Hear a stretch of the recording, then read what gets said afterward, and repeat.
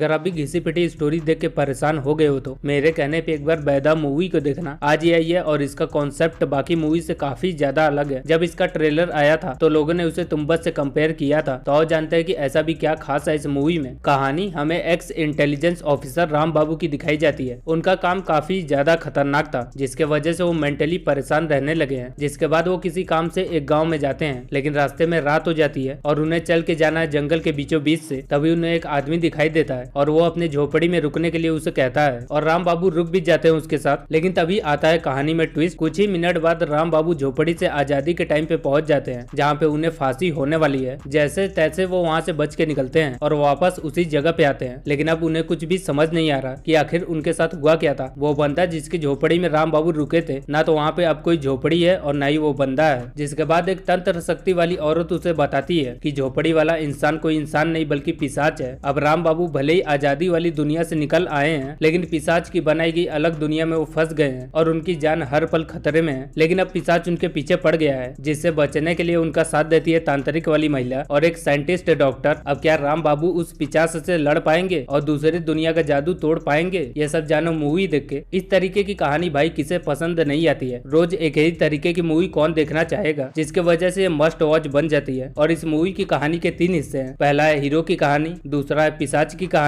और तीसरा है उससे लड़ाई की कहानी। और तीनों ही आपका दिमाग हिलाने के लिए काफी है। बस एक दिक्कत है कि इस मूवी को फर्स्ट हाफ की कहानी को बहुत ही ज्यादा लंबा खींचा गया है। विलन तक पहुंचने में ही हो सकता है कि आपका सब्र टूट जाए, लेकिन अगर आपने वहां तक पेशेंस दिखा दिया तो आपको देखने को मिलेगा एक कमाल की स्टोरी। जब राम बाबू को पिशाच अपनी जाल में फंसाता है और किसी और दुनिया में लेके जाता है तो भाई साहब ऐसा फील होता है कि क्या हुआ और कैसे हुआ। जिसके बाद राम बाबू और ये लोग कैसे पिशाच के जादू को खत्म करने में लग जाते हैं और क्या क्या करते हैं, ये सब भाई एकदम माइंड ब्लोइंग है। ये सारे 3 लोग हैं, लेकिन पिशाच अकेला सब पे भारी पड़ जाता है। मूवी की कहानी तो काफी ज्यादा बेहतरीन है। इसका कॉन्सेप्ट भी बहुत ही ज्यादा लाजवाब है, लेकिन कुछ जगह पे मेकर्स ने तांत्रिक प्रोसीजर और साइंटिफिक सॉल्यूशन को दिखाने में चूक जाते हैं, उसे अच्छे से प्रेजेंट नहीं कर पाते हैं। लेकिन बतौर हीरो सुधांशु अपनी गजब की परफॉर्मेंस से मूवी में आपको पकड़ के रखेंगे। पिशाच का कैरेक्टर निभाया सौरभ राज ने और बंदे की बॉडी लैंग्वेज देख के आप पूरी तरीके से हैरान हो जाओगे। आंखों से लेके बातों तक सब कुछ एकदम गजब का काम है उनका। इस मूवी का बजट बहुत ही कम है। अगर एक अच्छा खासा बजट होता तो ये मूवी फाड़ देती बॉक्स ऑफिस पे, लेकिन उसके बावजूद ये कमाल की मूवी है सिर्फ इसके यूनिक कॉन्सेप्ट की वजह से। अगर आपको कुछ हट के देखना हो, जिसमें कमाल का थ्रिल हो, स्टोरी ऐसी हो कि आपकी रातों की नींद उड़ जाए, तो बॉस ये मूवी आपके लिए है। मेरी तरफ से इस मूवी को 3.5 स्टार। वीडियो पसंद आए तो लाइक करना, नए हो तो सब्सक्राइब भी कर लेना। मिलते हैं एक और नई वीडियो में। बाय।